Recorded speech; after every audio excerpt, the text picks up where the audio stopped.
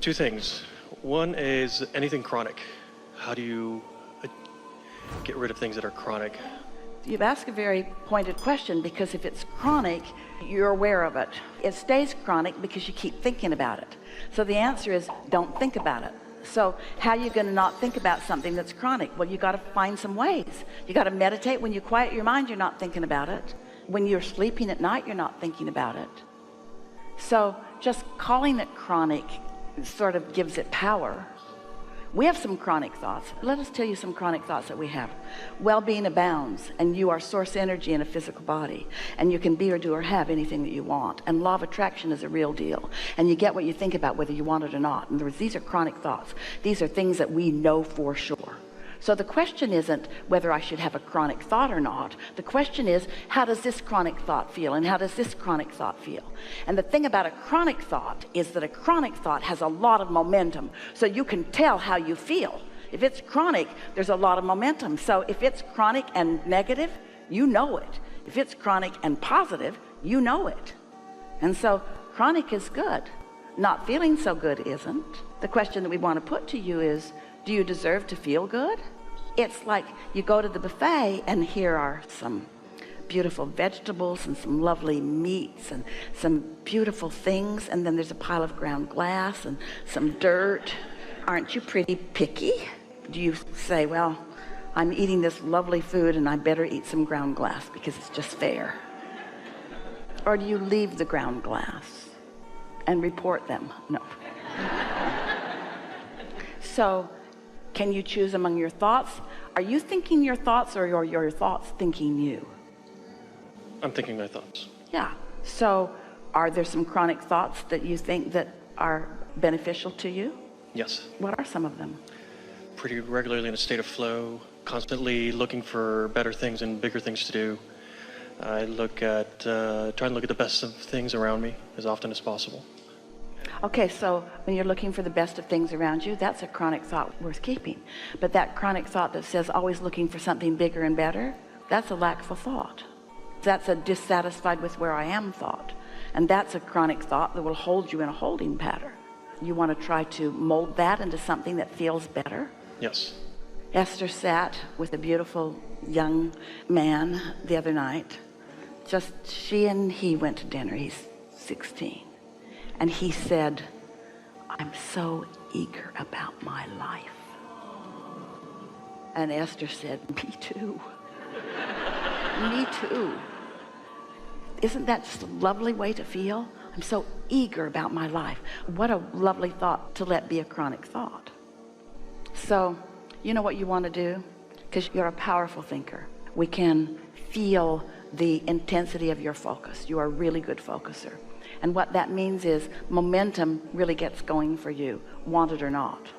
And what you're wanting to do is do a better job of distinguishing earlier on what influence you're under as you start down that thought path. And then catch it earlier. Don't be freaky about it, and don't be mad at yourself if you get onto a chronic thought that isn't serving you. Just take the bounce from it. Realize that this thought doesn't serve, and say something like, tomorrow I'm going to do a better job of getting out ahead of it. And then quiet your mind. Do you meditate? Yes. Do you like that feeling of detachment? And do ideas stream to you? Yes. More and more? And do you recognize it when they come? And can you feel that some of those thoughts that you're calling chronic thoughts, that's just streaming from an influence that doesn't serve you?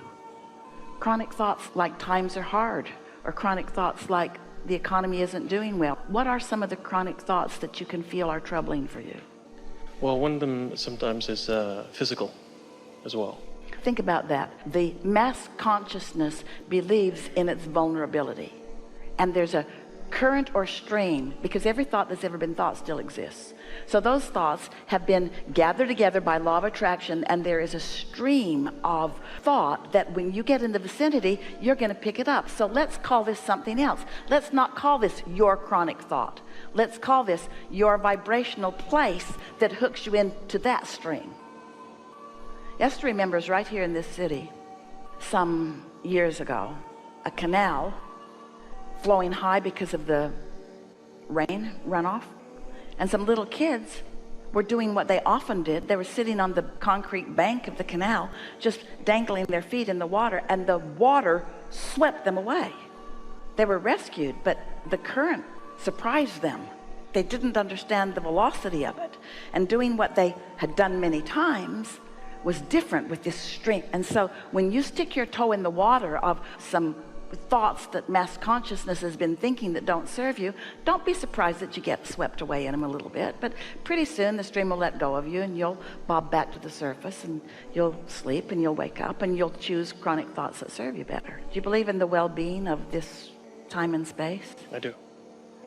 Do you acknowledge that source is all over it?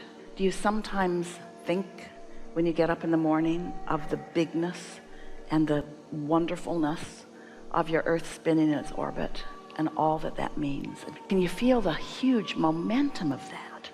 You can't even contemplate the time that this has been happening, and therefore the continuum that you are on in that regard.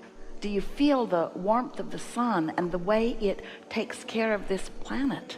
Do you realize that no new seeds are being trucked in from other places, and yet there's food on the planet? You're squabbling over it and pinching it off and doing some things that are not that wise about it, but it's still growing, and it's still available, and it's not going away, and it never will. Don't you like your atmosphere? Don't you just think it's incredible? Don't you love gravity? Don't you love understanding the laws of that? Really? This world asking, and this world economics, isn't it a magnificent thing? Can't you feel the desire of the masses and the goodness that comes to that desire? Can't you feel the dominance of that? And of course, you could find some pocket, even a big pocket, that isn't allowing well-being, but it's your choice about where you focus. And you just want to ask yourself, what thoughts do I want to be chronic in me? Do I want to acknowledge the well-being? There's plenty of it. We think it would be a wonderful thing if the media, and we're talking about all of it, we're talking about the movies and the books, we're talking about the news, we're talking about the advertisements, we're talking about all of the stimuli that comes to you in all the ways that it comes. And let's say that it's represented as you're watching some television, and you're watching it, and all of a sudden there's a little thing that goes zit on your screen. It's just like a little flash of light and a sound that goes zit. Somebody says to you, what was that? And you say, oh, that represented all the things that went wrong today for everybody. Zit. Zit. Wouldn't you like that to be your chronic thought? Or do you want to break that down? Do you want to look at that thing? Do you want to look at that subject? Do you want to beat that subject to death? Do you want to focus upon that and use that? And we're not saying that it's not real, and we're not saying that you want it, and we're not saying that you don't want it to be better, because you do. Because every time you have a step one moment about anything that goes wrong in your world, you ask for something. You ask for an improvement. You are an uplifter, and you are doing your part in your observation of this world and putting your requests. But you got to line up with what you are asking for the world, just like you got to line up with what you are asking for yourself. You got to make those things that feel good your chronic thoughts. So let's give a new label to the word chronic. You want to know what chronic is? Chronic is what your inner being knows. That's long time chronic. That's chronic bigger than you can even use the word chronic. That's so chronic that when you get crossways of that, you don't feel good. When you don't feel good, it's because you have departed for a moment from who you really are and what you really know about whatever the subject is that you're focused on. We have enjoyed this day so much with you.